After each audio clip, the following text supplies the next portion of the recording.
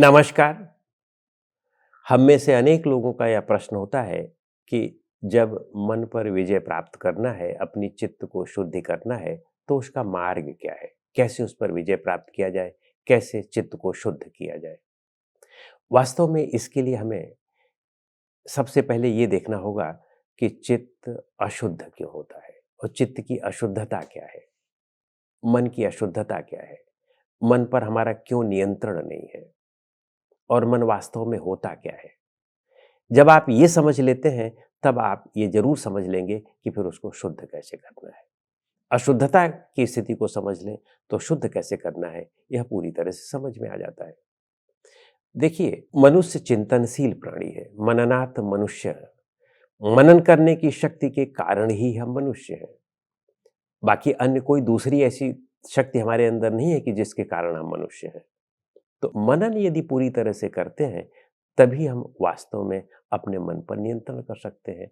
तो मनन करना क्या है? मनन करने का मतलब कि गहराई से किसी भी चीज पर विचार करना। गहराई से अगर हम विचार करें, तो देखें कि इस संसार की अनित्यता का बोध होता है कि यह संसार अनित्य है, यह सब कुछ छूट जाने वाला है। यहाँ पर जो भी निर्मित चीजें हैं, वे सब जो है खंडित होने वाली चीजें हैं, वे सब खंडित हो जाएंगी। जो भी चीजें यहाँ बनी हैं, वे सब बिगड़ जाएंगी। जैसे जन्म हुआ है तो मृत्यु भी निश्चित है। तो हम लोग इसका तो याद करते हैं, जीवन का याद करते हैं, लेकिन मृत्यु की याद ही नहीं करते हैं। मृत्यु की याद करने को अपशकुन समझते हैं, जबकि मृत्यु बिल्कुल निश्चित है। बिल्कुल पूरी तरह से जो है सब कुछ अनिश्चितता है।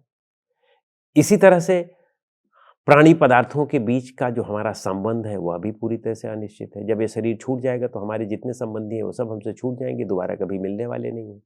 अगला के शरीर छूट गया, जिसको हम बहुत प्रिय मानते थे, उसका शरीर छूट गया, तो फिर वो भी दोबारा कभी नहीं मिलने वाला है।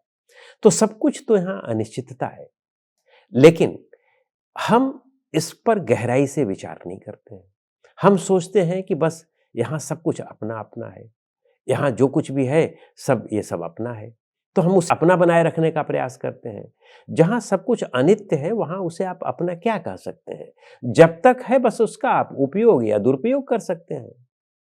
तो जब तक आपका किसी भी चीज से संबंध है, जब तक आपका शरीर है, तब तक आप उसका उपयोग करते रहें। लेकिन जहां यह अनिश्चितता है कि ये कब छूटेगा, तो उसके लिए आप इसको जबरदस्ती जो है अस्थाई बनाए रखने का प्रयास करिए, तो आपका मन तो बनेगा ही बनेगा। मन में राग द्वेष आएगा ही आएगा। तो राग द्वेष का आना ही मन हो गया। और ये क्यों आया? अज्ञानता के कारण आया, अविद्या के कारण आया, नासमझी के कारण हमारे आया। कि जो चीज हम जानते हैं कि वह अनित्य है, उसको हम नित्य बनाने का प्रयास कर रहे हैं, जबरदस्ती प्रयास कर रहे हैं। तो जबरदस्ती कोई चीज का प्रयास करने से कैसे बन जाएगी? प्रकृति के नियम को कहाँ जबरदस्ती करके बदला जा सकता है? प्रकृति के नियम को कोई जबरदस्ती आज तक करके नहीं बदल पाया है। संसार में कोई बदलाव नहीं कर पाया है। संसार की अनित्यता को नित्य कोई नहीं कर पाया है, कोई कर भी नहीं पाएगा। तो हमारी जो अपनी सीमा है, उस सीमा से लांघ करके हम अपने अनुसार चीजों को बनाना चाहते हैं। तो अपने अनुसार जब चीजों को बनाना चाहते हैं, तब मन बन जाता है। तब जो बनता है वह मन है। और जब प्रकृति के नियमों के अनुसार अपने आप को ढालते हैं, तो उसे हम ज्ञान कहते हैं। तो प्रकृति के नियमों के इतर हम अपने आप को बनाना चाह रहे हैं, तो मन बनना स्वाभाविक है। और मन का मतलब ही अशुद्धता है। जब मन बन गया, तो वही अशुद्धता है। अशुद्धता है तो हमें दुख देगा। तो हम इसको शुद्ध कैसे करें? शुद्ध करने का अब सीधा सा तरीका है कि प्रकृति के नियमों के अनुसार अपने मन को बनाया जाए, संसार के नियमों के अनुसार अपने मन को बनाया जाए, कारण कार्य की व्यवस्था के अनुसार अपने मन को बनाया जाए। तो वह ज्ञान में परिवर्तित हो जाएगा। जब वह ज्ञान में परिवर्तित हो जाएगा, तो राग द्वेष कहीं रह ही नहीं जाएगा।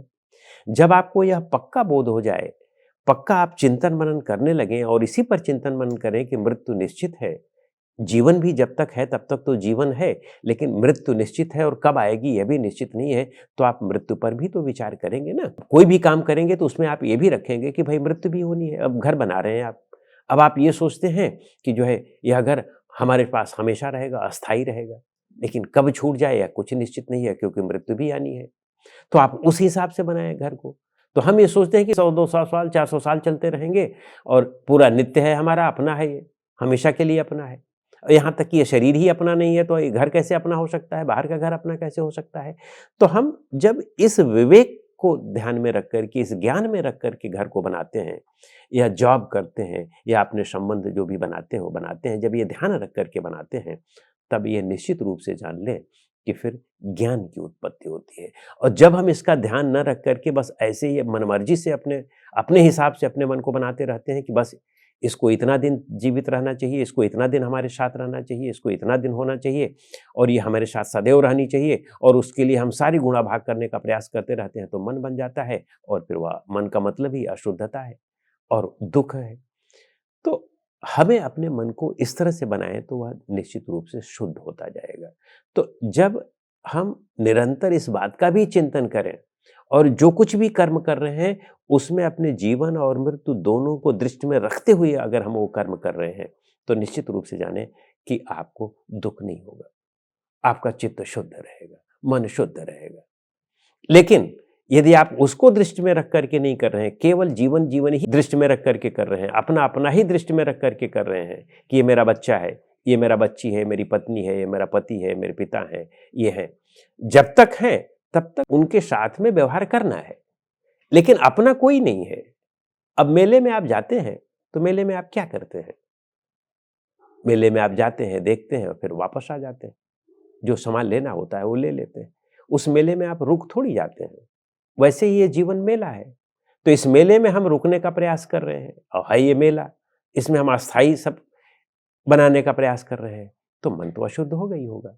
तो मन की शुद्धता के लिए हम इसमें ये देखें कि ये मेला है और यहाँ पर जब तक जो चीज़ें हैं, तब तक उनका उपयोग, सदुपयोग करना है, साथ में रहना है।